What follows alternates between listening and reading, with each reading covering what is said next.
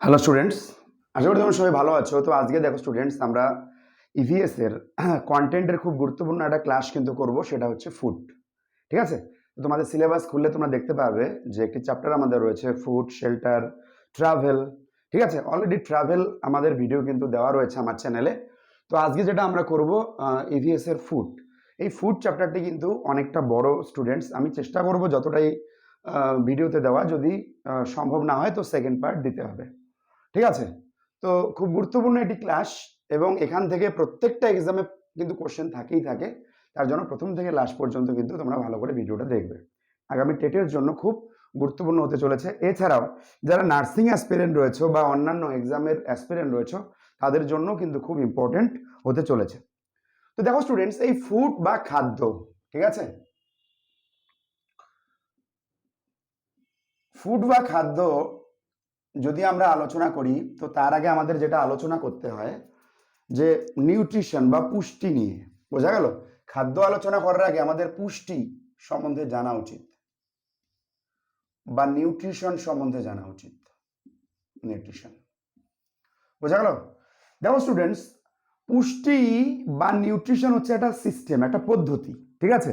যে পদ্ধতিতে ন্যাচারালি কি হয়, খাদ্য গৃহীত হয়, গৃহীত খাদ্যের পরিপাক হয়, পরিপাক হওয়ার পরে সেই খাদ্যের কি হয়, শোষণ হয়, তারপরে আত্তীকরণ হয়, এবং যে সমস্ত অপাচ্য খাদ্য দেহ থেকে বহিষ্কৃত হয়, সেই পদ্ধতিকে আমরা কি বলে থাকি? পুষ্টি বলে থাকি। মানে পুষ্টি একটা, মানে স্টেপে স্টেপে ঘটা একটা কিন্তু কার্যক্রম। ঠিক আছে? এটাকে আমরা কি বলি? পুষ্টি। আর পুষ্টি মানে, পুষ্টি যাকে আধার করে হচ্ছে, সেটা হচ্ছে কিন্তু খাদ্য। ঠিক আছে?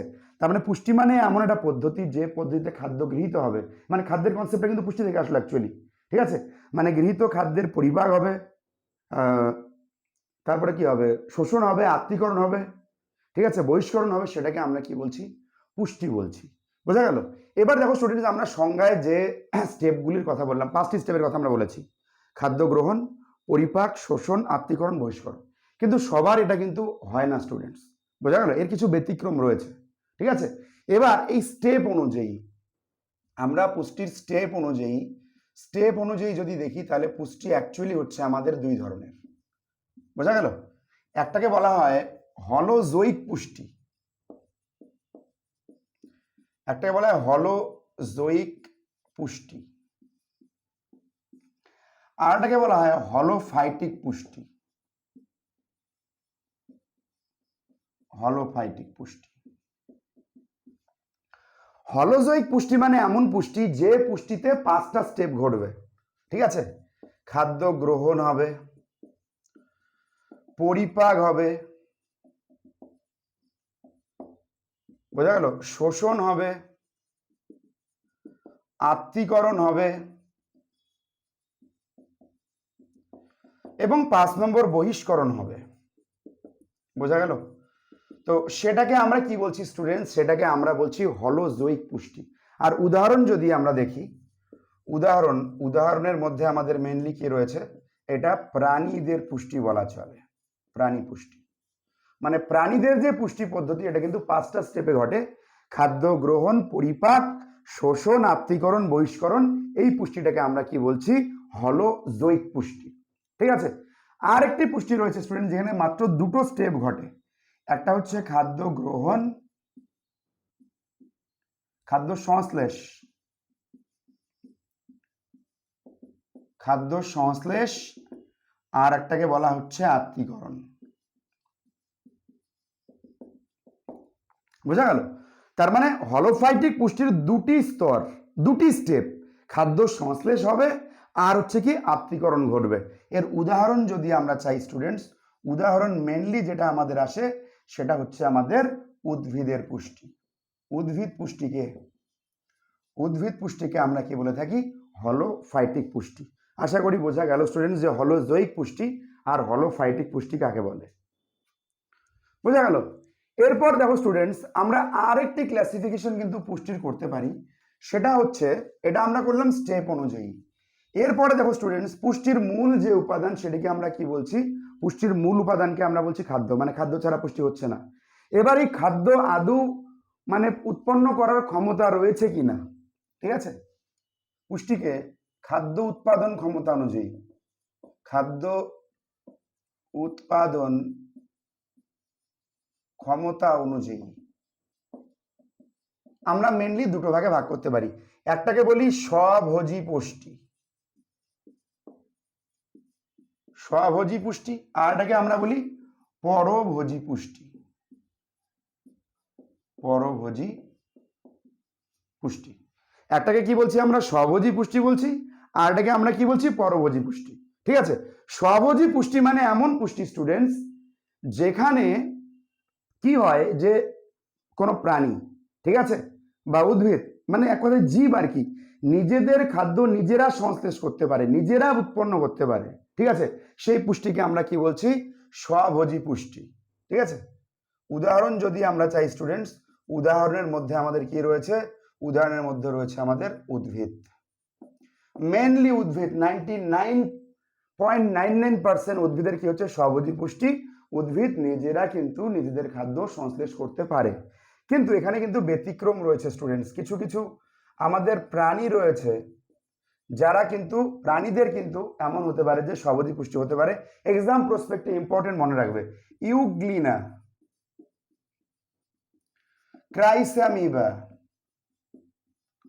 ক্রাইস্যামিবা, এদের দেহে কিন্তু কি দেখা যায়? এরা প্রাণী হলেও এদের কিন্তু আমরা দেখতে পারি যে এদের স্বভোজী পুষ্টি ঘটছে।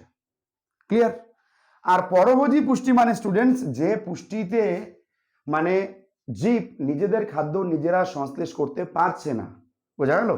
যে পুষ্টি পদ্ধতিতে মানে জীবেরা নিজেদের খাদ্য নিজেরা সংশ্লেষ করতে পারছে না, সেই পুষ্টিকে আমরা বলি পরভোজী পুষ্টি। ঠিক আছে? এর উদাহরণ মেনলি কি আসবে? উদাহরণ মেনলি আসবে প্রাণী পুষ্টি। প্রাণীরা, প্রাণীরা কিন্তু নিজেদের খাবার নিজেরা সংশ্লেষ করতে পারে না স্টুডেন্টস। বোঝা গেল? তোমরা অনেকে বলতে পারো আমরা ভাত রুটি কেক তারপরে বিস্কুট তো আমরা নিজেরাই বানাচ্ছি মানুষেরা। না স্টুডেন্টস, এগুলো অ্যাকচুয়ালি আমরা কি করছি? ট্রান্সফরমেশন করছি এক উপাদান থেকে অন্য উপাদানে, কিন্তু মূল খাদ্যের যে উৎপাদন বা সংশ্লেষ সেটা কিন্তু উদ্ভিদরা করছে। ধান, আমরা চাল থেকে কি করছি? ভাত তৈরি করছি, চিড়ে মুড়ি তৈরি করছি। ঠিক আছে? কিন্তু এই চাল বা ধান প্রোডাকশন ক্ষমতা আমাদের কিন্তু নেই, এটা উদ্ভিদের ছাড়া। বোঝা গেল? তার জন্য প্রাণীদের যে পুষ্টি সেটাকে আমরা কি বলি? পরভোজী পুষ্টি। এরও কিন্তু ব্যতিক্রম রয়েছে স্টুডেন্টস। এমন কিছু উদ্ভিদ রয়েছে যাদের কিন্তু পরভোজী পুষ্টি হয়। এর মধ্যে কি রয়েছে? এর মধ্যে রয়েছে আমাদের স্বর্ণলতা, ছত্রাক। বোঝা গেল? এরা উদ্ভিদ ধর্মী হলেও এদের কিন্তু আমরা যেটা দেখতে পাই না সেটা হচ্ছে যে এদের যে স্বভোজী পুষ্টি এটা কিন্তু আমরা দেখতে পাই না। বোঝা গেল? তো দেখো স্টুডেন্টস, এরপরে পরভোজী পুষ্টির অনেকগুলো কিন্তু ক্লাসিফিকেশন রয়েছে। পরভোজী পুষ্টিটাকে আমাদের একটু বিস্তারিতভাবে কিন্তু বুঝতে হবে। পরভোজী পুষ্টি, ঠিক আছে? পরভোজী পুষ্টি যদি আমরা দেখি, পরভোজী পুষ্টি অ্যাকচুয়ালি অনেকগুলো ভাগে বিভক্ত। একটাকে বলা হচ্ছে পরজীবী পুষ্টি, ঠিক আছে? একটাকে বলা হচ্ছে মৃতজীবী, একটাকে বলা হচ্ছে মিথজীবী, ঠিক আছে? আর এটাকে বলা হচ্ছে পতঙ্গভুক, আর একটা হচ্ছে ক্যাপ্রোফ্যাগাস।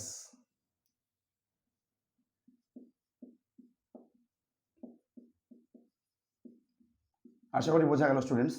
পরভোজী পুষ্টি আবার কয়েকটা মানে বিভাগে বিভক্ত, তার মধ্যে হচ্ছে পরজীবী পুষ্টি, মৃতজীবী পুষ্টি, মিথজীবী পুষ্টি, পতঙ্গভুক এবং হচ্ছে ক্যাপ্রোফেগাস। এবার পরজীবী পুষ্টি যদি আমরা বলি স্টুডেন্টস, পরজীবী পুষ্টিটা কি? এখানে দুটি জীব একসাথে অবস্থান করবে, এখানে একটা জীব থাকবে, এখানে একটা জীব থাকবে। এতে কি হবে? একটি জীবের কি হবে? উপকার হবে, আর একটি জীবের কি হবে? ক্ষতি হবে। বোঝা গেল? দুটি জীব একসাথে অবস্থান করবে, ঠিক আছে? দুটি জীবের একসাথে অবস্থান হবে এবং এর ফলে কি হবে? পুষ্টি সম্পন্ন হবে।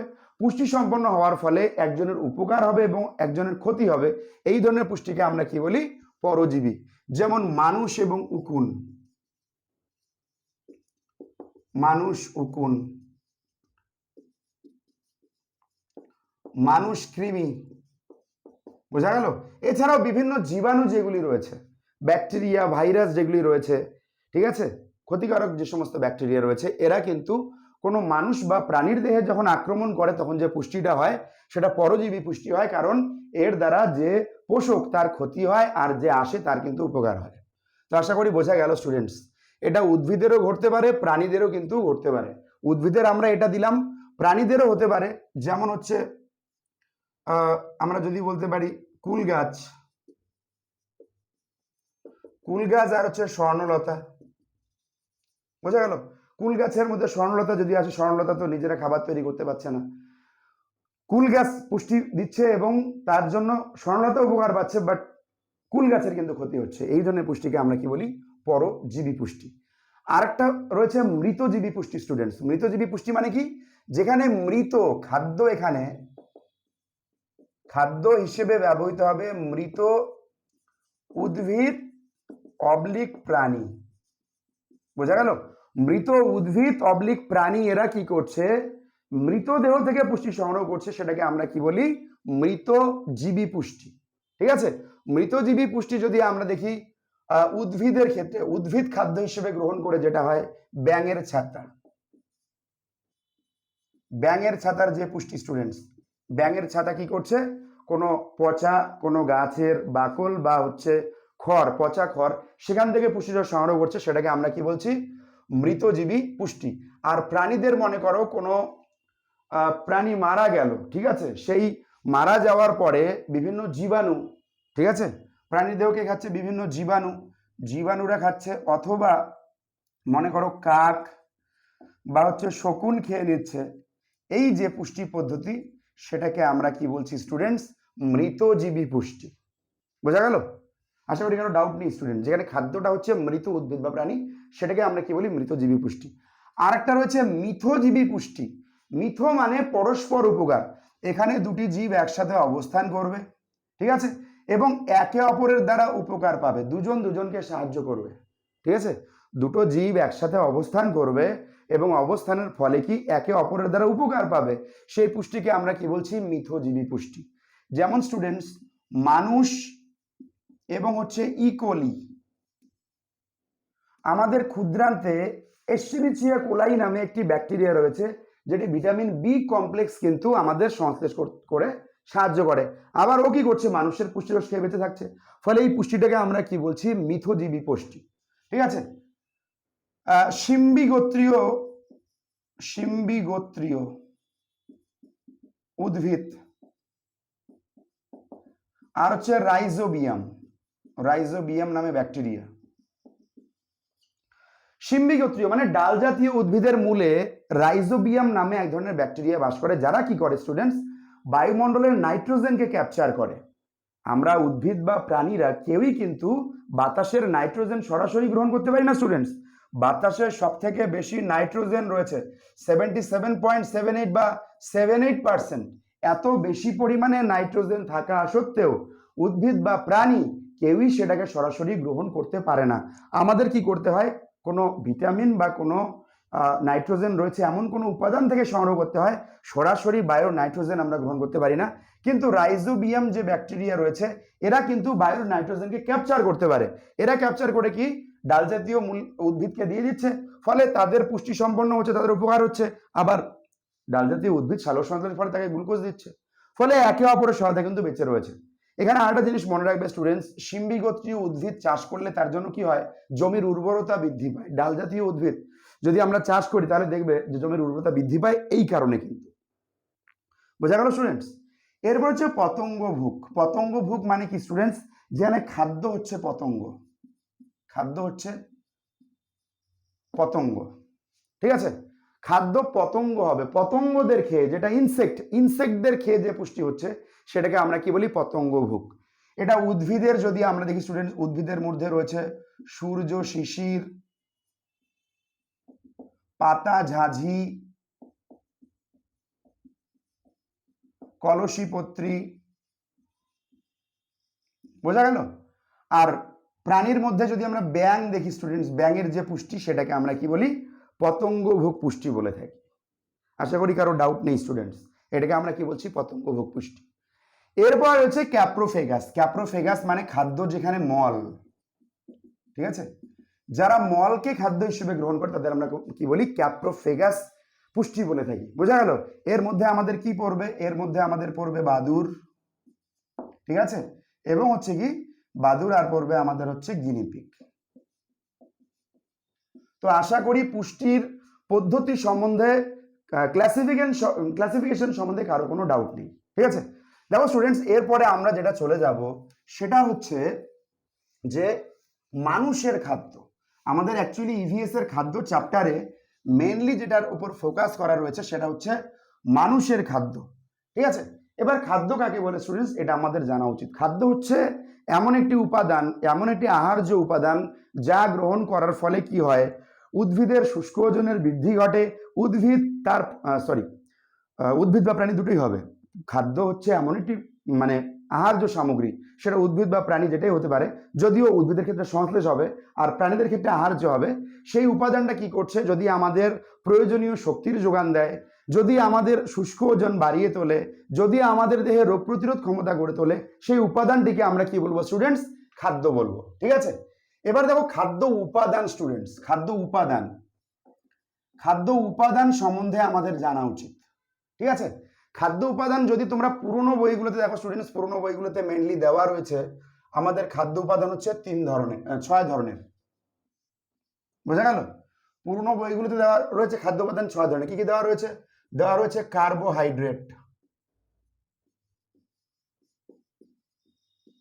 কার্বোহাইড্রেট, প্রোটিন, ফ্যাট,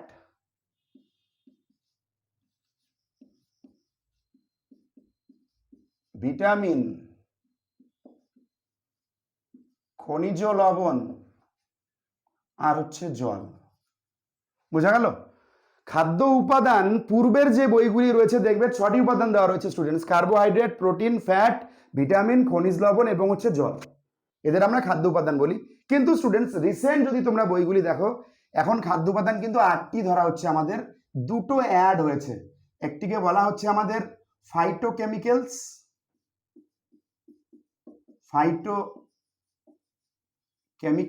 বা খাদ্য রঞ্জক, এবং হচ্ছে ফুড ফাইবার বা খাদ্য তন্তু। বোঝা গেল স্টুডেন্টস? বর্তমানে যদি দেখো স্টুডেন্ট, যদি পরীক্ষা আসে যে খাদ্যের মূল উপাদান কয়টি, এবার অপশনে 6 রয়েছে, 8ও রয়েছে, তাহলে ডেফিনেটলি 8কে নেবে। এবার যদি 8 না থাকে তাহলে 6কে নেবে। বোঝা গেল? কারণ রিসেন্ট যে বইগুলো ক্লাস 9-এর তোমরা খুলে দেখবে যে 8টি খাদ্য উপাদান দেওয়া রয়েছে। বোঝা গেল স্টুডেন্টস? কিন্তু পূর্বের 2014 সালের আগের বইগুলোতে দেখবে সব 6টি কিন্তু খাদ্য উপাদান দেওয়া রয়েছে। এবার দেখো স্টুডেন্টস, এই খাদ্য উপাদানগুলিকে আমরা মেজর আবার 2 ভাগে ভাগ করতে পারি। খাদ্য উপাদানকে, ঠিক আছে, খাদ্য উপাদানকে আমরা মেজর 2 ভাগে ভাগ করতে পারি। একটিকে আমরা বলছি দেহ পরিপোষক খাদ্য, ঠিক আছে, আরেকটিকে আমরা বলছি দেহ সংরক্ষক খাদ্য।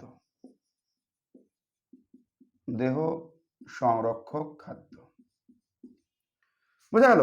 দেখো, দেহ পরিপোষক খাদ্য মানে স্টুডেন্টস, অনেকে বলে থাকে যে অ্যাকচুয়াল খাদ্য মানে দেহ পরিপোষক খাদ্য। দেহ পরিপোষক খাদ্য মানে এমন খাদ্য যে খাদ্য কি করে, আমাদের শক্তির যোগান দেয়।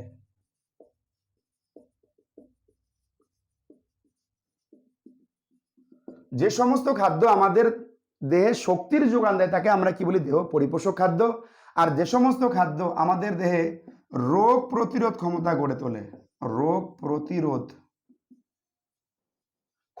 গড়ে তোলে, তাকে আমরা কি বলছি স্টুডেন্টস, দেহ সংরক্ষক খাদ্য বলছি। আর দেহ পরিপোষক খাদ্যের মধ্যে আমাদের কি পড়বে স্টুডেন্টস, প্রথম যে 3টি রয়েছে, বোঝা গেল, কার্বোহাইড্রেট, প্রোটিন, ফ্যাট, এদের আমরা বলি দেহ পরিপোষক খাদ্য। কারণ কি, এদের জারণের ফলে, কারণ এদের পরিপাকের ফলে আমরা শক্তি পাই, ঠিক আছে।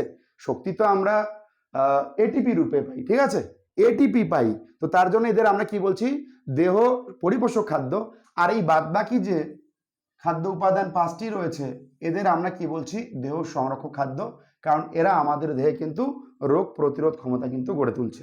তো আশা করি খাদ্যের উপাদান নিয়ে কারো কোনো ডাউট নেই স্টুডেন্টস। আরেকটি কোশ্চেন এখানে হয়, সেটা হচ্ছে সুষম খাদ্য।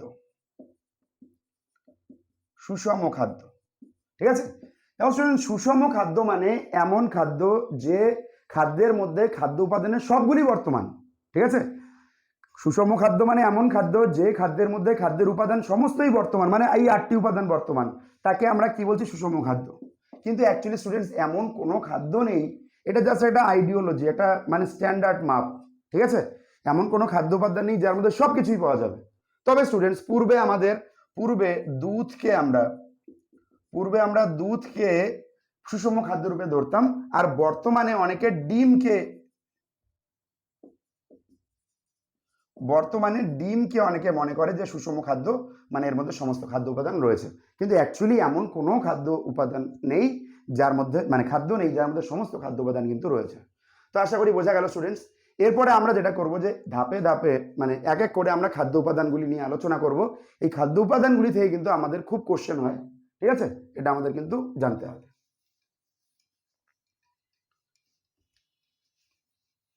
দেখো, প্রথম যেটি আমরা আলোচনা করব স্টুডেন্টস, প্রথম আমরা আলোচনা করব কার্বোহাইড্রেট বা শর্করা, ঠিক আছে। প্রথম যেটি আমাদের হবে সেটি হচ্ছে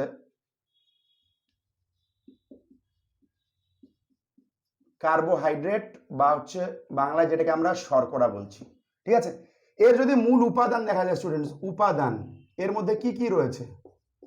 উপাদান রয়েছে কার্বন, হাইড্রোজেন এবং হচ্ছে অক্সিজেন। বোঝা গেল? উপাদান কি? কার্বন, হাইড্রোজেন হচ্ছে অক্সিজেন, এটা মূল উপাদান। আর যদি আমরা এর মানে গঠনগত মূল একক দেখি, গঠনগত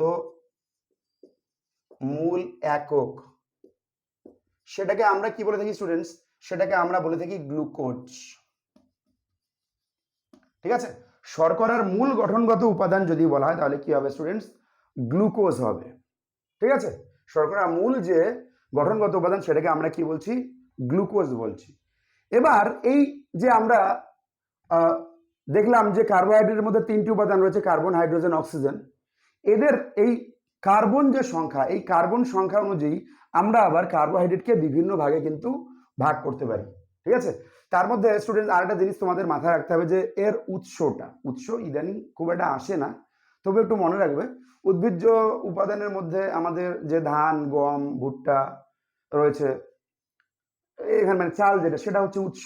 আর প্রাণীজ যদি উৎস বলে তাহলে গ্লাইকোজেন হবে কিন্তু আমাদের কার্বোহাইড্রেটের উৎস, এটা তুলনামূলক কম আসে স্টুডেন্টস। তো আমরা যেটা ক্লাসিফিকেশন করবো যে কার্বোহাইড্রেটের কার্বন সংখ্যা অনুযায়ী, ঠিক আছে। মানে কোনো একটি গ্লুকোজের মধ্যে বা শর্করার মধ্যে কয়টি কার্বন রয়েছে সেই সংখ্যা অনুযায়ী আমরা বিভিন্ন ভাগে কিন্তু ভাগ করি। আমরা যদি দেখব যে আমাদের যে গ্লুকোজ যে অণুগুলি তৈরি হয় সেখানে কার্বন সংখ্যা 3 থেকে 7 অবধি হতে পারে, ঠিক আছে। 3-এর কম হয় না, ঠিক আছে।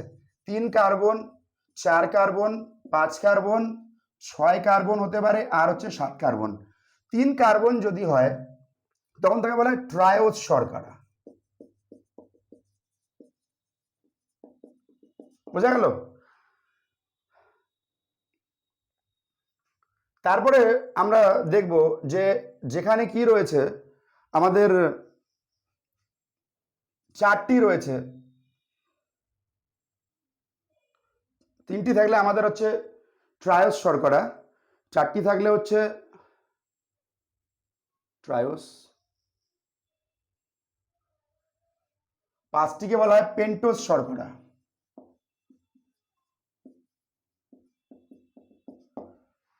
6টি কার্বন থাকলে বলা হয় হেক্সোজ শর্করা, আর 7টি থাকলে বলা হয় হেপ্টোজ।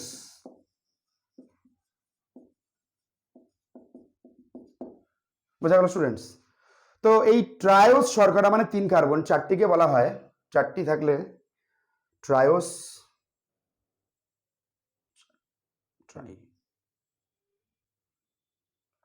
টেট্রোজ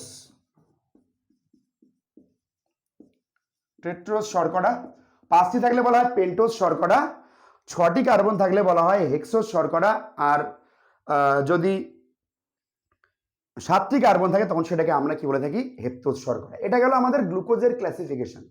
ঠিক আছে, এবার স্টুডেন্টস আমাদের যে খাদ্য উপাদান বা কার্বোহাইড্রেট বা শর্করা রয়েছে সেখানে অ্যাকচুয়ালি গঠনগত মূল উপাদান আমরা বললাম যে হচ্ছে গ্লুকোজ। ঠিক আছে, এবার এই গ্লুকোজগুলি অ্যাকচুয়ালি কি হয় স্টুডেন্টস, গ্লুকোজগুলি অ্যাকচুয়ালি মানে বিভিন্ন সংখ্যায় থাকে। আমাদের যে শর্করাগুলি রয়েছে কোনোটা শর্করার মধ্যে দেখা গেল হয়তো যে একটা মাত্র গ্লুকোজ অণু দিয়ে গঠিত। ঠিক আছে, আবার কোনোটাতে দুটি রয়েছে। ঠিক আছে, আবার কোনোটিতে এমন রয়েছে যে 2 থেকে 9 রয়েছে বা 2-এর বেশি হতে পারে। ঠিক আছে, তো এই যে বিভাগগুলি এই অনুযায়ী মানে আমরা যদি গ্লুকোজের সংখ্যা অনুযায়ী, গ্লুকোজ অণুর সংখ্যা, গ্লুকোজ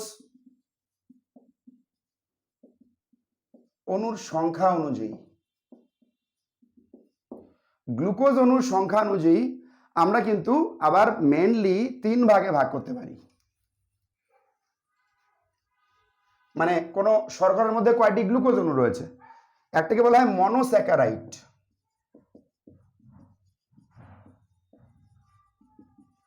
ঠিক আছে, একটাকে বলা হচ্ছে অলিগোস্যাকারাইড,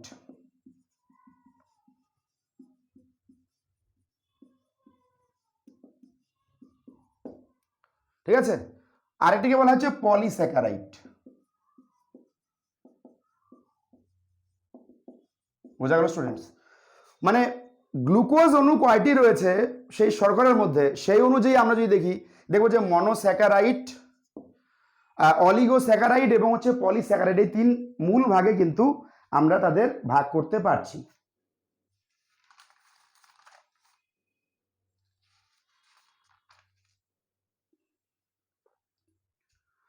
তো দেখো স্টুডেন্টস, মনোস্যাকারাইডের মধ্যে আমাদের কি রয়েছে, গ্যালাক্টোজ,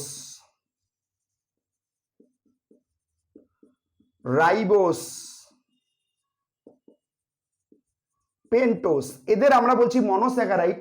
কারণ এখানে কি হয়েছে, এখানে যে গ্যালাক্টোজের মধ্যে একটি মাত্র গ্লুকোজ অণু রয়েছে তার জন্য এটাকে আমরা কি বলছি, মনোস্যাকারাইড, রাইবোস, পেন্টোজ ইত্যাদি। ঠিক আছে, এরপরে অলিগোস্যাকারাইড, যেখানে 2 থেকে 10টি, বোঝা গেল, 2 থেকে 10টি গ্লুকোজের অণু যদি থাকে তখন সেটাকে আমরা কি বলে থাকি, সেটাকে আমরা বলে থাকি যে অলিগোস্যাকারাইড। যেখানে 2 থেকে 10টি গ্লুকোজের অণু থাকবে সেটাকে আমরা বলি অলিগোস্যাকারাইড। এখানের মধ্যে কি রয়েছে, এখানে রয়েছে আমাদের সুক্রোজ, মল্টোজ, বোঝা গেল, আরো কিছু উদাহরণ রয়েছে তোমরা বই থেকে দেখে নেবে স্টুডেন্টস। অলিগোস্যাকারাইড এটা বলছি আমরা যেখানে 2 থেকে 10টি গ্লুকোজের কি থাকবে, অণু থাকবে। আর পলিস্যাকারাইড মানে, পলিস্যাকারাইড যদি আমরা বলি যেখানে 10+ গ্লুকোজ অণু থাকে, মানে যেখানে গ্লুকোজের অণু 10-এর বেশি রয়েছে সেটাকে আমরা কি বলি, পলিস্যাকারাইড বলি। পলিস্যাকারাইডের মধ্যে আমাদের যেটা রয়েছে স্টার্চ বা শ্বেতসার যেটা আমরা বলে থাকি, বোঝা গেল, স্টার্চ বা শ্বেতসার আর গ্লাইকোজেন, বোঝা গেল, এটাকে আমরা বলছি পলিস্যাকারাইড। তো এই কার্বোহাইড্রেটের ক্লাসিফিকেশন নিয়ে আশা করি কারো ডাউট নেই স্টুডেন্টস। এবার এখানে আরো কিছু আমাদের জানতে হবে, সেটা হচ্ছে যে এই কার্বোহাইড্রেট একটু অনেক ভাস্ট জিনিস স্টুডেন্টস, এখান থেকে প্রচুর কোশ্চেন হয়।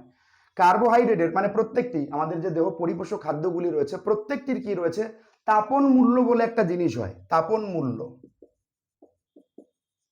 বোঝা গেল, তাপন মূল্য মানে প্রতি গ্রাম খাদ্য উপাদান, সেটা কার্বোহাইড্রেট হতে পারে, প্রোটিন হতে পারে, ফ্যাট হতে পারে, প্রতি গ্রাম খাদ্য উপাদান জারণের ফলে মানে অক্সিডেশনের ফলে আমরা কতটা তাপ শক্তি পাচ্ছি। ঠিক আছে, তো সেই সংখ্যাটাকে আমরা কি বলছি, তাপন মূল্য বা ক্যালোরিফিক ভ্যালু, বোঝা গেল, ক্যালোরিফিক ভ্যালু বলা হচ্ছে। এবার আমরা যদি গ্লুকোজের বা কার্বোহাইড্রেট তাপন মূল্য দেখি, দেখবো যে 0 কিলো ক্যালোরি, বোঝা গেল, এর তাপন মূল্য হচ্ছে 4.0 কিলো ক্যালোরি, এটা হচ্ছে তাপন মূল্য।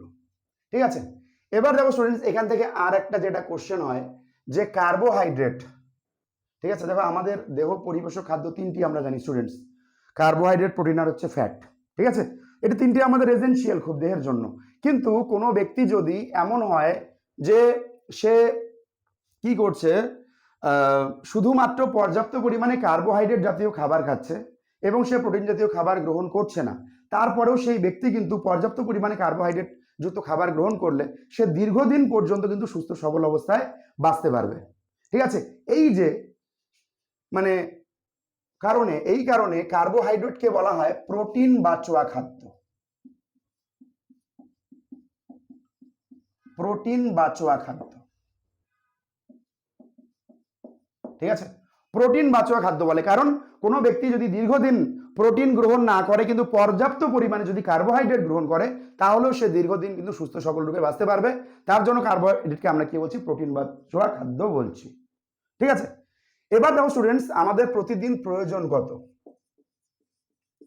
প্রতিদিন আমাদের প্রয়োজন কত? প্রতিদিন আমাদের যেটা প্রয়োজন প্রাপ্তবয়স্ক মানুষের 300 থেকে 350 গ্রাম কিন্তু আমাদের কার্বোহাইড্রেট বা গ্লুকোজ কিন্তু আমাদের গ্রহণ করা প্রয়োজন। বোঝা গেল? এটা আমাদের স্ট্যান্ডার্ড হচ্ছে মাপের, কম বেশি অনেকের ক্ষেত্রে কিন্তু হতে পারে। তো আশা করি বোঝা গেল স্টুডেন্টস। এরপরে যেটা আমরা আলোচনা করব স্টুডেন্টস, এখান থেকে খুব গুরুত্বপূর্ণ, সেটা হচ্ছে কার্বোহাইড্রেট ডিসঅর্ডার, মানে কার্বোহাইড্রেট ত্রুটির কারণে কি কি রোগ, আমাদের রোগ সম্পর্কিত জিনিসগুলি কিন্তু আমাদের জানতে হবে, যে কার্বোহাইড্রেটের কম বেশির কারণে আমাদের কি কি হচ্ছে। কার্বোহাইড্রেট এই জন্য খুব বড় চ্যাপ্টার, এখানে অনেক ধরনের প্রবলেম কিন্তু স্টুডেন্টস তৈরি হয়। তো এখানে দেখো স্টুডেন্টস, আমাদের কার্বোহাইড্রেট যেটা আমরা গ্রহণ করছি সেটা আমাদের মুখমণ্ডল থেকে আমাদের পরিপাক শুরু হয়, মুখগহ্বর থেকে কিন্তু এর পরিপাক শুরু হচ্ছে এবং ক্ষুদ্রান্তে গিয়ে শেষ হচ্ছে। ক্ষুদ্রান্তের যে ভিলাই রয়েছে, ভিলাইয়ের মাধ্যমে সেটা শোষণ হচ্ছে এবং রক্ত জালিকার মাধ্যমে রক্তের মধ্যে কিন্তু প্রবেশ করছে। ঠিক আছে, এবার দেখো স্টুডেন্টস, আমাদের যে কার্বোহাইড্রেট রক্তে, প্রতি এমএল রক্তে আমাদের কার্বোহাইড্রেটের যে পরিমাণ সেটা হচ্ছে 80 থেকে 120 মিলিগ্রাম মিলিগ্রাম কিন্তু আমাদের দরকার প্রতি এমএল রক্তে, পার এমএল। বোঝা গেল? প্রতি এমএল রক্তে আমাদের 80 থেকে 120 মিলিগ্রাম কিন্তু গ্লুকোজ থাকা দরকার, কারণ গ্লুকোজ আমাদের দেহে কিন্তু প্রধান হচ্ছে কিন্তু মানে শক্তির কিন্তু মানে উৎস। এটা একটু মনে রাখবে স্টুডেন্টস, দেহের প্রধান শক্তির উৎস হচ্ছে কিন্তু গ্লুকোজ। মানে আমরা যেই যে কথা বলছি, চলাফেরা করছি, সমস্ত কিছুর মূল যে উৎস, মূল যে উপাদান সেটি হচ্ছে কিন্তু আমাদের গ্লুকোজ। ঠিক আছে, গ্লুকোজটা আমাদের কিন্তু খুব ইম্পর্টেন্ট স্টুডেন্টস, কারণ গ্লুকোজের বন্ডিংটা কিন্তু ভাঙা সহজ, ফলে পরিপাকও কিন্তু সহজ হয়ে যায়। এবার দেখো স্টুডেন্টস, এই যে 80 থেকে 120 মিলিগ্রাম, এই যে আমাদের গ্লুকোজের পরিমাণ, এই পরিমাণটার কম বেশির উপর ডিপেন্ড করে আমাদের দেহে বিভিন্ন ধরনের কিন্তু প্রবলেম তৈরি হয় স্টুডেন্টস, এবং এই রোগগুলি তোমাদের মনে রাখতে হবে। 1 নম্বর যেটা আমরা পড়ব, হাইপোগ্লাইসিমিয়া। হাইপোগ্লাইসিমিয়া, একটাকে বলছি আমরা হাইপারগ্লাইসিমিয়া। হাইপারগ্লাইসিমিয়া, ঠিক আছে, একটিকে আমরা বলছি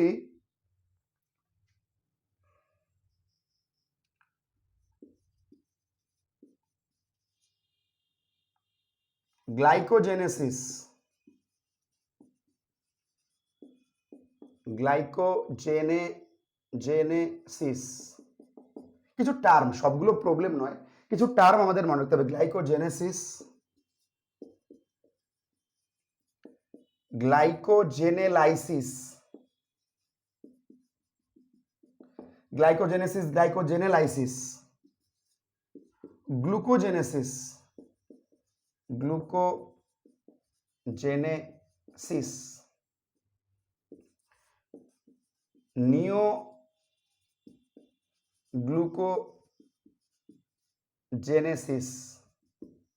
নিওগ্লুকোজেনেসিস,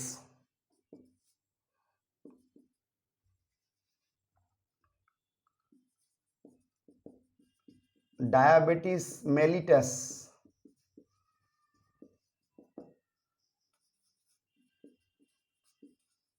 গ্লাইকোসুরিয়া, কোরি চক্র। তো এই টার্মগুলি আমাদের কিন্তু ভালো করে বুঝতে হবে স্টুডেন্টস, এক্সাম প্রসপেক্টে আমাদের কিন্তু খুব ইম্পর্টেন্ট, যেটা হচ্ছে আমাদের কার্বোহাইড্রেট রিলেটেড কিন্তু কোশ্চেন যেগুলি হতে পারে আমাদের কার্বোহাইড্রেট সংক্রান্ত। তো সেই কার্বোহাইড্রেট সংক্রান্ত এই বিষয়গুলি কিন্তু আমাদের একটু ভালো করে বুঝতে হবে স্টুডেন্টস।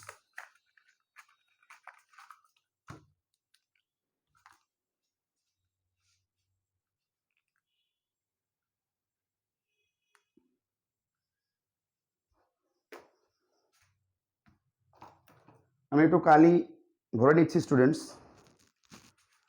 মার্কারে আমার কালি নেই। তো দেখো স্টুডেন্টস, এই জিনিসগুলি খুব ভালো করে বোঝার চেষ্টা করবে, একদমই সিম্পল।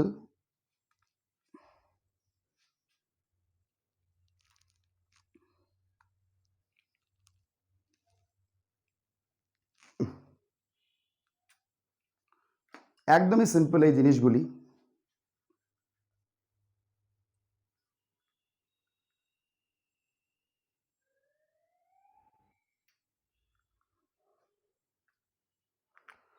দেখো স্টুডেন্টস,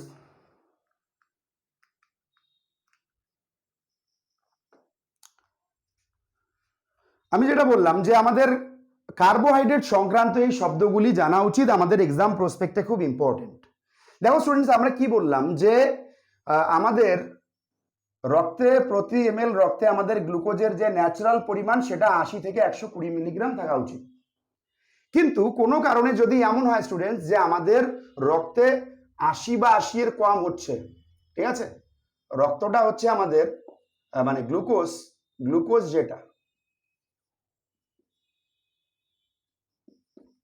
আমাদের রক্তে প্রতি ml রক্তে যদি গ্লুকোজ লেস দেন 80 মিলিগ্রাম হয়ে যায়, তখন এটা কিন্তু অসুবিধা স্টুডেন্টস, কারণ আমাদের দেহের প্রধান যে শক্তির উৎস সেটা গ্লুকোজ যদি প্রত্যেকটা কোষের মধ্যে না যায়, এটিপি আমরা সঠিকভাবে পাবো না। তার মানে এটা একটা আমাদের অসুবিধা। যদি রক্তে গ্লুকোজের পরিমাণ 80 মিলিগ্রামের কম হয়, তখন সেটাকে আমরা বলি হাইপোগ্লাইসিমিয়া। এই প্রবলেমটাকে আমরা বলি হাইপোগ্লাইসিমিয়া। মানে কি হচ্ছে যে গ্লুকোজের পরিমাণ কমে যাচ্ছে, ঠিক আছে।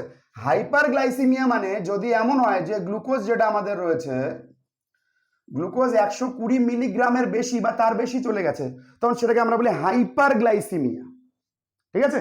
এটা বিভিন্ন কারণে হতে পারে স্টুডেন্টস। কিভাবে হতে পারে? যেমন দেখো, আমাদের প্রত্যেক দিনের যে স্ট্যান্ডার্ড যে পরিমাণটা সেটা হচ্ছে 300 থেকে 350 গ্রাম, কিন্তু আমরা অনেক সময় বেশি খেয়ে ফেলি, ঠিক আছে। কিন্তু তারপরেও স্টুডেন্টস আমাদের কিন্তু এইরকম হবে না, অনেকে আবার আমরা কম খেয়ে ফেলি বা উপোস করি, তারপরেও কিন্তু 80 মিলিগ্রামের কম হয় না ন্যাচারালি স্টুডেন্টস। কেন হয় না এটা জানতে গেলে আমাদের কিন্তু একটু ভালো করে বুঝতে হবে। দেখো স্টুডেন্টস, আমাদের অগ্নাশয় থেকে দুটি গুরুত্বপূর্ণ হরমোন নির্গত হয়। আমাদের অগ্নাশয় গ্রন্থি থেকে দুটি গুরুত্বপূর্ণ হরমোন নির্গত, একটিকে বলছি আমরা ইনসুলিন,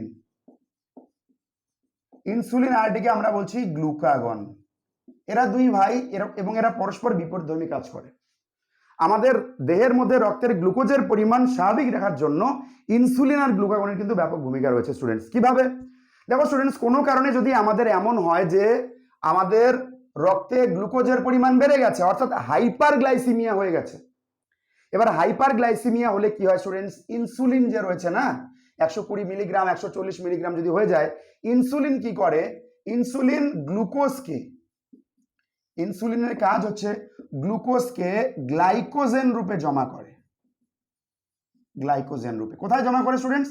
আমাদের যে যকৃৎ বা লিভার রয়েছে এবং পেশি কোষ রয়েছে, সেই পেশি কোষের মধ্যে কিন্তু জমা করে আমাদের রক্তে কিন্তু গ্লুকোজের পরিমাণটাকে স্বাভাবিক রাখে। আবার রিপিট করছি স্টুডেন্টস, কোনো কারণে যদি আমাদের দেহে রক্তে গ্লুকোজের পরিমাণ বেড়ে যায়, তাহলে সেটাকে আমরা বলছি হাইপারগ্লাইসিমিয়া। এবার হাইপারগ্লাইসিমিয়া আমাদের বেশিক্ষণ থাকবে না। কেন থাকবে না? কারণটা হচ্ছে যে আমাদের দেহে ইনসুলিন বলে একটা হরমোন রয়েছে। ইনসুলিন হরমোন কি করে, ওই যে বাড়তি গ্লুকোজ রয়েছে সেই বাড়তি গ্লুকোজটাকে গ্লাইকোজেন রূপে যকৃৎ এবং পেশি কোষে জমা করছে। ক্লিয়ার? এই যে গ্লুকোজ থেকে গ্লাইকোজেন হয়ে গেল, কোথায় জমা করছে? যকৃতের পেশি কোষে। আর এই গ্লুকোজ থেকে যে গ্লাইকোজেন হয়ে গেল, এই পদ্ধতিকে আমরা বলি গ্লাইকোজেনেসিস। জেনেসিস মানে উৎপন্ন হওয়া স্টুডেন্টস, আর গ্লাইকো মানে তো গ্লাইকোজেন, যেটা আমরা বললাম গ্লাইকোজেনেসিস, ঠিক আছে। গ্লাইকোজেনেসিস যদি যে পদ্ধতিতে গ্লুকোজ গ্লাইকোজেনে পরিণত হয় কার প্রভাবে? ইনসুলিনের প্রভাবে। সেটাকে আমরা কি বলছি স্টুডেন্টস? গ্লাইকোজেনেসিস। তাহলে গ্লাইকোজেনেসিস বোঝা গেল, হাইপোগ্লাইসিমিয়া বোঝা গেল, হাইপারগ্লাইসিমিয়া বোঝা গেল। এরপর বলছে গ্লাইকোজেনেলাইসিস। ঠিক আছে, দেখো স্টুডেন্টস কি হয় আমাদের যেটা হয়ে থাকে যে আমরা যখন কোনো কারণে স্টারভেশন করি বা ঠিকমতো খাবার দাওয়া করি না বা উপোস করছি, ঠিক আছে, এই উপোসের কারণে আমাদের শরীরে কি হয়, গ্লুকোজের যদি পর্যাপ্ত পরিমাণ যদি যোগান না হয় তাহলে আমাদের তো রক্তে গ্লুকোজের পরিমাণ সঠিক রাখতে হবে। তার জন্য এই যে গ্লুকাগন হরমোন রয়েছে না, গ্লুকাগন কি করছে, যদি কোনো কারণে গ্লুকোজের পরিমাণ রক্তে কমে যাচ্ছে, কমে যাওয়া মানে কি? হাইপোগ্লাইসিমিয়া। হাইপোগ্লাইসিমিয়া যদি হয় তাহলে সেটাও কিন্তু বেশিক্ষণ থাকবে না। কেন থাকবে না? কারণ গ্লুকাগন কি করবে, এই যকৃতের পেশিকোষের যে গ্লাইকোজেন রয়েছে না, এই গ্লাইকোজেনকে কি করবে, গ্লুকোজে পরিণত করে দেবে। ঠিক আছে, গ্লাইকোজেনকে ভাঙবে স্টুডেন্টস। ঠিক আছে, গ্লাইকোজেনকে ভাঙবে। গ্লাইকোজেনকে ভাঙা যেটা আমরা বলি গ্লাইকোজেন ভাঙা, গ্লাইকোজেন ভাঙা। গ্লাইকোজেন আমরা জানি পলিস্যাকারাইড, অনেকগুলো গ্লুকোজেন রয়েছে, সেটাকে ভেঙে ভেঙে দেবে।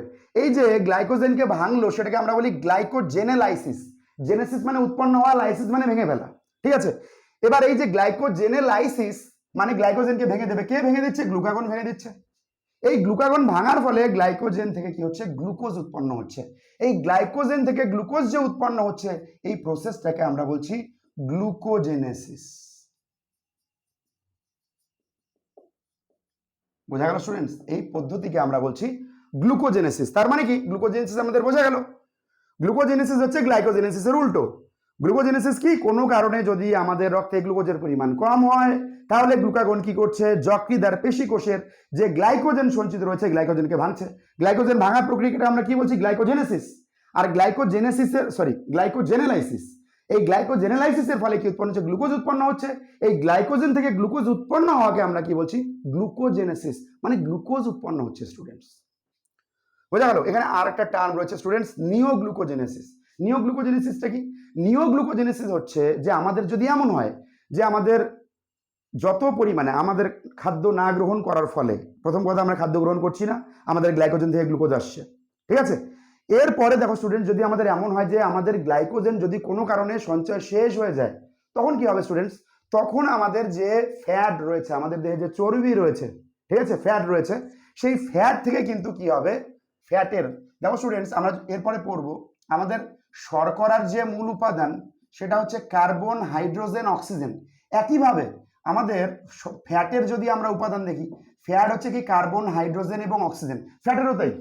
ফলে কি হচ্ছে, এই ফ্যাট থেকে কিন্তু আমরা কি করছি, শর্করা উৎপন্ন করছি, মানে উৎপন্ন করে আর কি গ্লুকাগনের প্রভাবে। এই প্রসেসটাকে আমরা বলি নিওগ্লুকোজেনেসিস। নিওগ্লুকোজেনেসিস। কেন স্টুডেন্টস? নিও মানে নতুন, নতুন ভাবে গ্লুকোজ উৎপন্ন হওয়া। গ্লুকোজেনেসিস কিন্তু নতুন ভাবে নয় স্টুডেন্টস, কারণ গ্লাইকোজেন মানেই গ্লুকোজ, এটা পলিস্যাকারাইড, সেটাকে ভেঙে ভেঙে আমি মনোস্যাকারাইড করছি, ফলে গ্লুকোজ থেকে গ্লুকোজ উৎপন্ন হলো, ঠিক আছে, কিন্তু এখানে ফ্যাট থেকে আমাদের গ্লুকোজ উৎপন্ন হলো, তার জন্য এই প্রসেসটাকে আমরা কি বলি, নিওগ্লুকোজেনেসিস। বোঝা গেল স্টুডেন্টস? এরপর দেখো ডায়াবেটিস মেলিটাস বা বাংলায় যেটাকে আমরা মধুমেহ বলি স্টুডেন্টস, মধুমেহ বলি, ঠিক আছে। দেখো স্টুডেন্ট এটা খুব গুরুত্বপূর্ণ এখন প্রবলেম আমাদের। দেখো কোনো কারণে যদি আমাদের দেহে ইনসুলিন দুর্বল হয় বা ইনসুলিন প্রোডাকশন যদি কম হয় বা ইনসুলিন উৎপন্ন হওয়া যদি কম হয় স্টুডেন্টস, তাহলে কিন্তু এই মেজর প্রবলেমটি ঘটে। কোনো কারণে আমাদের দেহে যদি ইনসুলিন উৎপাদন কম হয় তাহলে আমাদের রক্তে বাড়তি যে গ্লুকোজটা সেটা কিন্তু গ্লাইকোজেন রূপে জমা হয় না, ফলে রক্তে গ্লুকোজের পরিমাণ বাড়তে থাকে। এই রক্তে গ্লুকোজের পরিমাণ বেড়ে যাওয়াকে আমরা কি বলছি স্টুডেন্টস? ডায়াবেটিস মেলিটাস বা মধুমেহ বা লোকাল ভাষায় আমরা সুগার বলে থাকছি। বোঝা গেল স্টুডেন্টস? এরপর দেখো গ্লাইকোসুরিয়া। গ্লাইকোসুরিয়া, গ্লাইকোসুরিয়া করার আগে আরেকটি টার্ম আমরা জানবো স্টুডেন্টস, সেটাকে আমরা বলছি ডায়াবেটিস ইনসিপিডাস।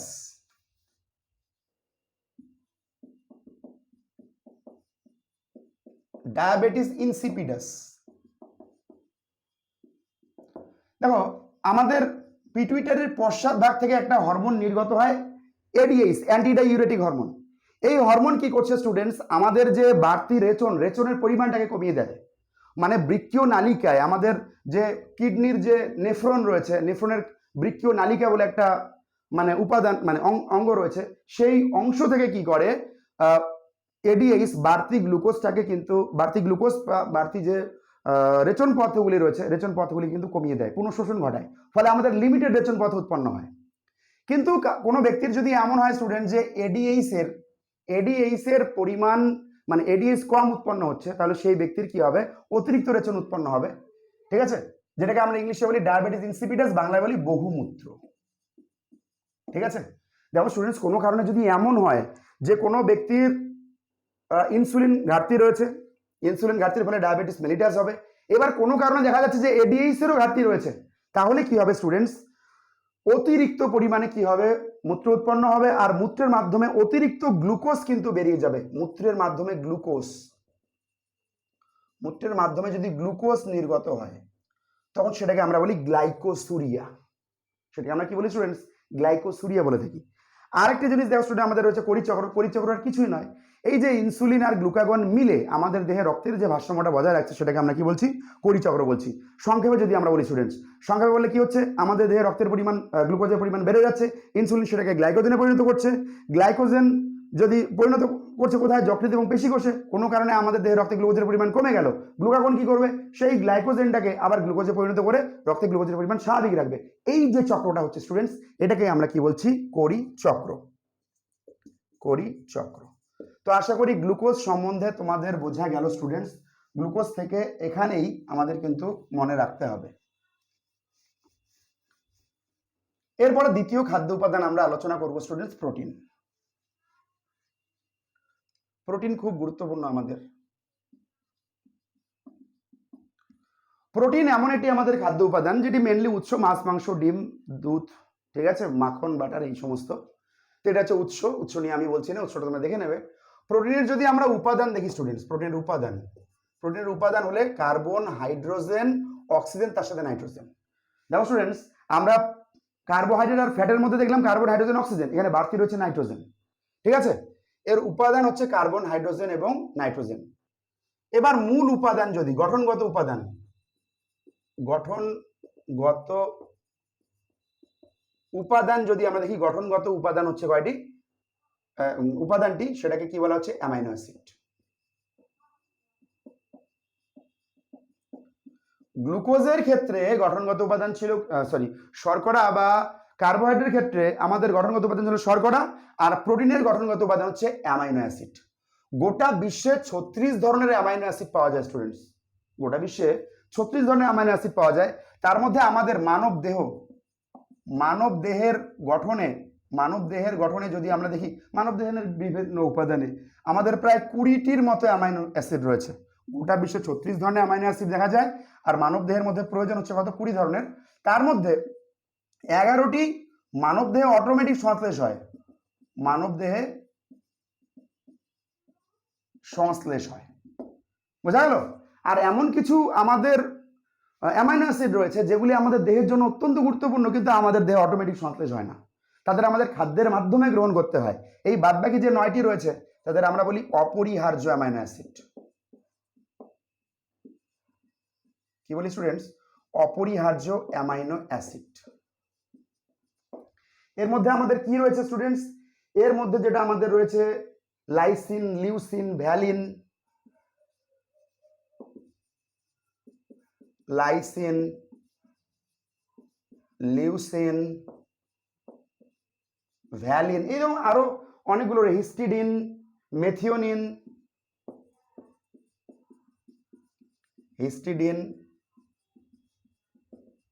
মেথিওনিন, বোঝা গেল। এই যে 9টি স্টুডেন্টস আমাদের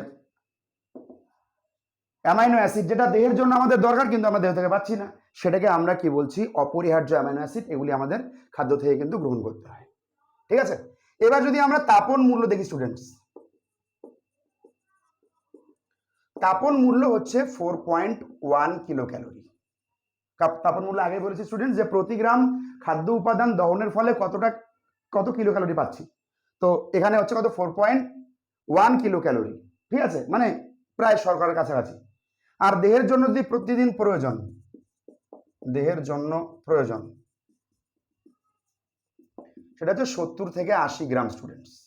এটা আমাদের প্রতিদিন দরকার। অনেকে বলে থাকে যে মানুষের দেহের ওজন যত কেজি তত গ্রাম, ঠিক আছে? তো মোটামুটি 70 থেকে 80 গ্রাম। আর প্রোটিনের যদি আমরা কাজ দেখি স্টুডেন্টস, আমাদের প্রোটিনের প্রধান যে কাজ দেহ গঠন করা। কারণ আমরা সেল চ্যাপ্টার যদি দেখি স্টুডেন্টস, কোষ চ্যাপ্টার, কোষে আমরা দেখব যে কোষের মূল উপাদান কোষের গঠনের জন্য বেশিরভাগ অংশের মধ্যে দরকার কিন্তু প্রোটিন আমাদের দেহে কি করে, দেহের গঠনের কাজে কিন্তু লাগে। বোঝা গেল? প্রোটিন থেকে মোটামুটি এটাই। আরেকটু আমাদের জানতে হবে স্টুডেন্টস যে প্রোটিনের অভাবে কি হয় স্টুডেন্টস। প্রোটিনের অভাবে দুটি রোগ হয় স্টুডেন্টস। প্রোটিনের অভাবে দুটি রোগ হয়ে থাকে। প্রোটিনের অভাবে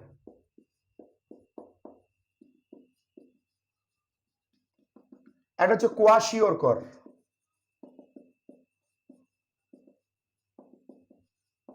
আর হচ্ছে ম্যারাসমাস। বোঝা গেল? প্রোটিনের ঘাটতির ফলে বাচ্চাদের কি হয়, সঠিক পেশি গঠন হয় না। কারণ আমাদের পেশি গঠনের জন্য প্রোটিন দরকার, মায়োসিন প্রোটিন দরকার আমাদের পেশি গঠনের জন্য, ঠিক আছে? আমাদের চুল গঠনের জন্য কেরাটিন প্রোটিন দরকার, চুল নখ গঠনের জন্য কেরাটিন প্রোটিন দরকার। তো এই ধরনের প্রোটিন যদি না হয় তাহলে সেই সমস্ত বাচ্চা কাচ্চার কি হবে স্টুডেন্টস, সে বাচ্চাদের পেশি সঠিকভাবে গঠিত হবে না, পেটটা ফুলে যাবে, হাত পা সরু সরু হবে। তো এই ধরনের প্রবলেমকে আমরা কি বলছি, একটাকে আমরা বলছি কোয়াশিওরকর, আর একটাকে কি বলছি আমরা, ম্যারাসমাস। তো প্রোটিন সম্বন্ধে মোটামুটি এতটুকুই স্টুডেন্টস। প্রোটিন সম্বন্ধে আমাদের এইটুকু জানলেই কিন্তু হয়ে যাবে। এরপর দেখো স্টুডেন্টস আমাদের ফ্যাট। ফ্যাট হচ্ছে আমাদের এমন একটি খাদ্য উপাদান, ঠিক আছে? ফ্যাট দেখো স্টুডেন্টস, ফ্যাট অ্যাকচুয়ালি প্রকৃতিতে দুই রূপে থাকে। ফ্যাট যদি কঠিন হয় আর যদি তরল হয়। কঠিন যে ফ্যাট সেটাকে বলা হয় চর্বি, আর তরল ফ্যাটকে বলা হয় তেল। আমরা যে তেল খাই ওটা অ্যাকচুয়ালি ফ্যাট, ঠিক আছে? চর্বি যেটা খাই, খাসির তেল যেটা খাই, ওটা চর্বি, মানে ফ্যাট আর কি এক কথায়। তো এই যে ফ্যাটের এই যদি গঠনগত উপাদান দেখি আমরা স্টুডেন্টস, মানে মূল উপাদান যদি দেখি, মূল উপাদানের মধ্যে কি রয়েছে? মূল উপাদান রয়েছে কার্বন, হাইড্রোজেন এবং অক্সিজেন। নাইট্রোজেন প্রোটিনে ছিল। আর গঠনগত উপাদান যদি দেখি, গঠনগত উপাদানের মধ্যে কি, গঠনগত উপাদানকে কি বলা হয়? ফ্যাটি অ্যাসিড প্লাস হচ্ছে গ্লিসারল। ফ্যাটি অ্যাসিড আর হচ্ছে কি, গ্লিসারল। বোঝা গেল স্টুডেন্টস? ফ্যাটি অ্যাসিড আর হচ্ছে গ্লিসারল। এবার এই যে ফ্যাটি অ্যাসিড যেগুলো রয়েছে স্টুডেন্টস, এই ফ্যাটি অ্যাসিডগুলো কিন্তু অটোমেটিক আমাদের দেহে কিছু কিছু পাওয়া যায় না। কিছু কিছু ফ্যাটি অ্যাসিড আমাদের দেহে প্রডিউস হয় না, সেগুলি আমাদের বাড়তি কিন্তু গ্রহণ করতে হয়। এদের আমরা বলি অপরিহার্য ফ্যাটি অ্যাসিড। অপরিহার্য ফ্যাটি অ্যাসিড, যেমন লিনোলেইক অ্যাসিড,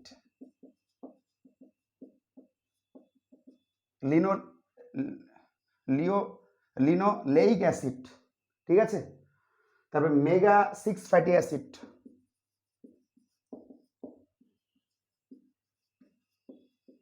আরো অনেকগুলো রয়েছে স্টুডেন্টস। ওমেগা 3, অনেক তেলের মধ্যে দেখবে যে ওমেগা 3 লেখা রয়েছে স্টুডেন্টস। তো এগুলি আমাদের অপরিহার্য কিন্তু ফ্যাটি অ্যাসিড, ঠিক আছে? আর ফ্যাটের ফলে কি রোগ হয় স্টুডেন্টস, রোগগুলি তেমন কিছু হয় না। লেথার্জি যেমন একটা অন্যতম লক্ষণ হচ্ছে লেথার্জি। কারো দেহে যদি অতিরিক্ত ফ্যাট হয়ে যায় তাহলে কি স্টুডেন্ট, সে কাজে খুব একটা উৎসাহ পাবে না, নিরুৎসাহী হবে, সেটাকে আমরা লেথার্জি বলে থাকি। এছাড়াও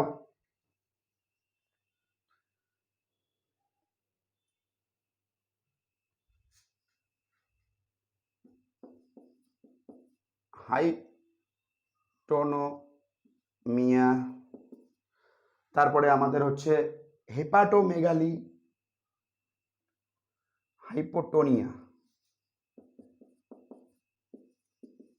হাইপোটোনিয়া রয়েছে, তারপরে আমাদের হেপাটোমেগালি রয়েছে। বোঝা গেল? এই ধরনের মানে হেপাটোমেগালিতে মুখ গোল হয়ে যায়, একদম ফুলে ফুলে গোল হয়ে যায়। তো দেখো স্টুডেন্টস, এই প্রবলেমগুলি হচ্ছে আমাদের ফ্যাট সংক্রান্ত, ঠিক আছে? ফ্যাট থেকে মোটামুটি এখানেই, এর বাইরে আসে না। তবে উৎসগুলি থেকে অনেক সময় কোশ্চেন আসছে, যে উৎস তোমরা বুঝতেই পারছো যে উদ্ভিজ্জের মধ্যে কি রয়েছে, তিসি রয়েছে, তিল রয়েছে, বাদাম রয়েছে। আর প্রাণীজের মধ্যে তো প্রাণীজ চর্বি। আর মাছ, মাংস, ডিমের মধ্যে মোটামুটি 3টি উপাদানের প্রায় সবগুলি কিন্তু পাওয়া যায়।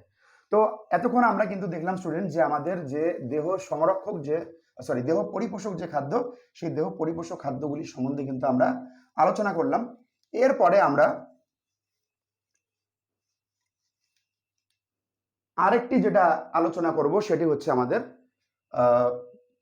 সম্ভবত আজকে আর কন্টিনিউ করা যাবে না, এটা একটু কন্টিনিউ করে ক্লাসটা শেষ করব। ভিটামিন অনেক বড় চ্যাপ্টার স্টুডেন্টস, অনেক বড় ভিডিও হয়ে যাচ্ছে। ভিটামিন অ্যাকচুয়ালি আমরা যদি দেখি যে ভিটামিনটা কি, ভিটামিনটা অ্যাকচুয়ালি আমাদের এমন খাদ্য উপাদান স্টুডেন্টস, ক্যাশমির ফ্র্যাঙ্ক প্রথম ভিটামিন,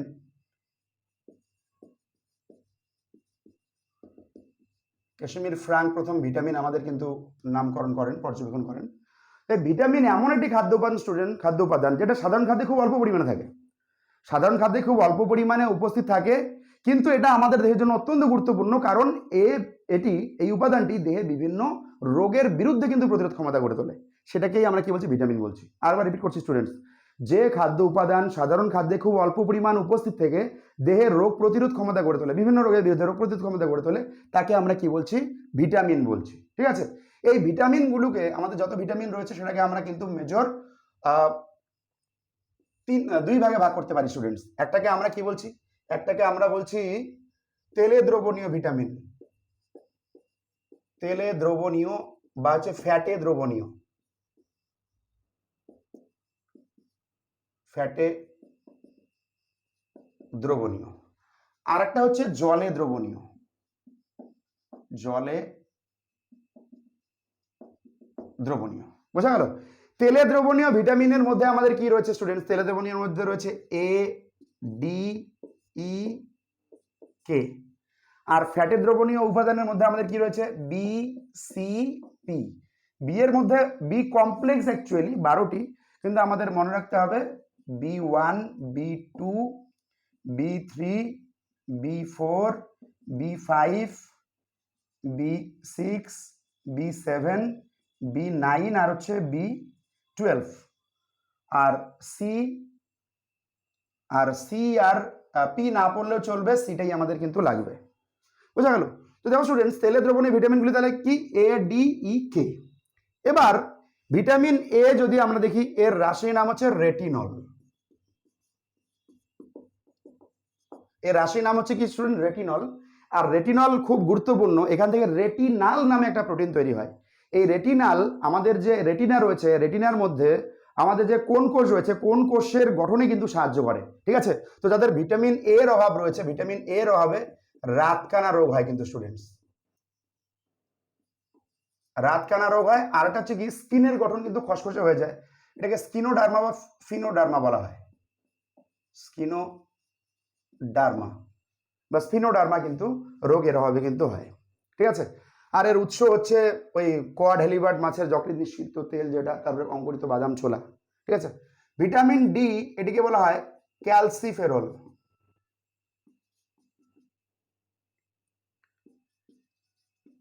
ক্যালসিফেরল। ঠিক আছে, ভিটামিন ডি এমন একমাত্র ভিটামিন স্টুডেন্ট যেটা আমরা সূর্যালোক থেকে কিন্তু পেতে পারি, তার জন্য এটাকে প্রাকৃতিক ভিটামিন বলা হয়, প্রাকৃতিক ভিটামিন। বোঝা গেল স্টুডেন্টস? প্রাকৃতিক ভিটামিন বলা হয় ক্যালসিফেরল, কারণ ন্যাচারালি বাচ্চাদের দেহে, মানে আমাদের সকাল 10:30 পর্যন্ত কিন্তু এই ভিটামিন রোদের প্রভাবে কিন্তু তৈরি হতে পারে ক্যালসিফেরল। এর অভাবে যেটা কি হয়, ছোটদের হয় রিকেট, ছোটদের রিকেট রোগ হয়। আর বড়দের হচ্ছে অস্টিওম্যালিশিয়া। বোঝা গেল? ভিটামিন ই এর রাসায়নিক নাম হচ্ছে স্টুডেন্টস, ভিটামিন ই এর রাসায়নিক হচ্ছে টোকোফেরল। এর অভাবে বন্ধ্যাত্ব, মানে সন্তানাদি হয় না, বন্ধ্যাত্ব রোগ হয়। ভিটামিন কে কে বলা হয় ন্যাপথোকুইনন, ন্যাপথোকুইনন বা হচ্ছে ফাইলোকুইনন। বোঝা গেল? এর অভাবে রক্ততঞ্চন ব্যাহত হয়, রক্ততঞ্চন ব্যাহত হয়। দেখো স্টুডেন্টস, আমাদের স্বাভাবিক নিয়ম যে আমাদের রক্ত কোনো কেটে গেলে কোনো জায়গা, সেখানে 3 থেকে 8 মিনিটের মধ্যে রক্ত জমাট বাঁধে, সেটাকে রক্ততঞ্চন বলি। কিন্তু যদি কারো ভিটামিন কে এর অভাব হয় তাহলে তার কিন্তু রক্ত সহজে জমাট বাঁধবে না, অর্থাৎ রক্ততঞ্চনে বাধা হবে। সেটাকে আমরা কি বলি?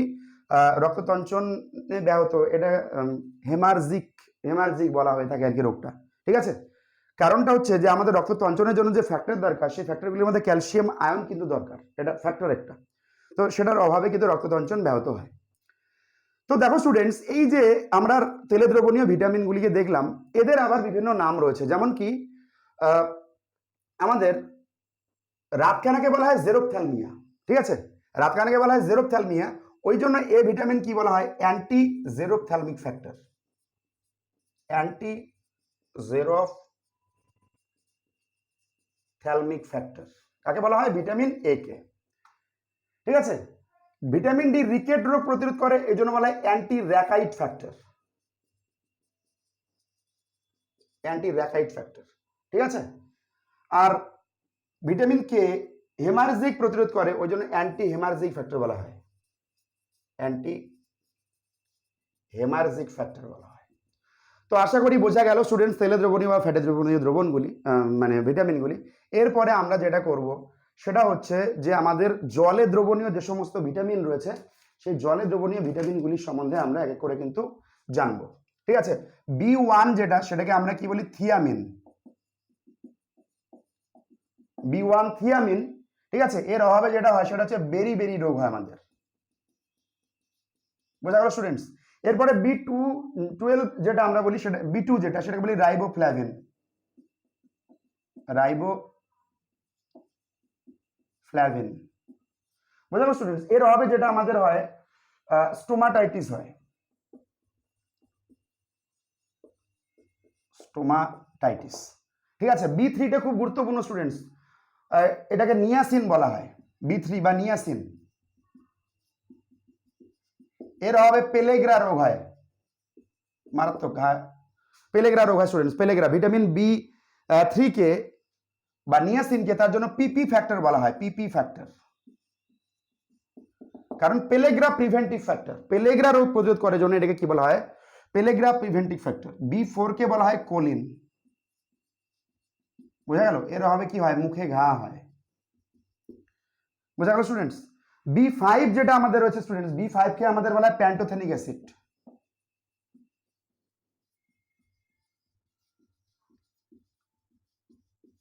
B5 কে কি বলা হয় স্টুডেন্টস? Pantothenic acid. এবং এর ফলে, এর অভাবে আমাদের আইসোমনিয়া নামক রোগ হয়। বোঝা গেল? B5 এর হবে আইসোমনিয়া। এবার স্টুডেন্ট B6 যেটা আমাদের বলেছে, B6 এর মানে রাসায়নিক নাম হচ্ছে পাইরিডক্সিন।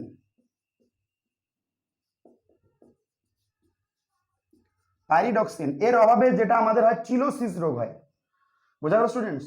নিউরোপ্যাথিক গ্লোটাইসিস বা চিলোসিস, অনেকগুলো রোগ রয়েছে, তার মধ্যে চিলোসিস মনে রাখবে স্টুডেন্ট। চিলোসিস, চিলোসিস এক্সাম প্রসপেক্টে ইম্পর্টেন্ট। এছাড়াও কিছু রোগ দেওয়া রয়েছে।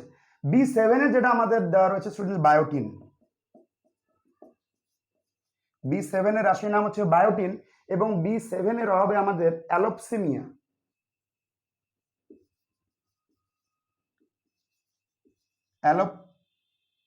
অ্যালোপসিমিয়া মানে আমাদের চুল উঠে যায়, আমাদের চুল উঠে যায়, অ্যালোপসিমিয়ার রোগ হয়। B9 হচ্ছে ফলিক অ্যাসিড। তোমরা সবাই জানো এর অভাবে রক্তাল্পতা বা অ্যানিমিয়া, রক্তাল্পতা রোগ হয়, অ্যানিমিয়া হয়। আর B12 যেটি রয়েছে স্টুডেন্ট, B12 তোমরা সবাই জানো হচ্ছে সায়ানোকোবালামিন। সায়ানোকোবালামিন এর অভাবেও কিন্তু রক্তাল্পতা হয় স্টুডেন্টস। রক্তাল্পতা বা অ্যানিমিয়া। তো দেখো স্টুডেন্টস, আরো কিছু রয়েছে, এগুলি তোমরা নেট চেক করলে পারবে, কিন্তু বাদবাকি কোনো দরকার নেই, ওগুলো আসে না। 8, 9 এগুলি নিয়ে পরীক্ষা কোশ্চেনই আসে না, যদি কোশ্চেন আসে এগুলো থেকেই আসে। তাহলে B1 থিয়ামিন বেরি বেরি রোগ, B2 riboflavin stomatitis, B3 niacin পেলেগ্রা রোগ হয়, কোলিন B4 মুখে ঘা হয়, B5 প্যান্টোথেনিক অ্যাসিড আইসোমনিয়া রোগ হয়, B6 পাইরিডক্সিন চিলোসিস রোগ, B7 বায়োটিন অ্যালোপসিমিয়া চুল উঠে যায়, B9 ফলিক অ্যাসিড রক্তাল্পতা, B12 সায়ানোকোবালামিন রক্তাল্পতা। বোঝা গেল?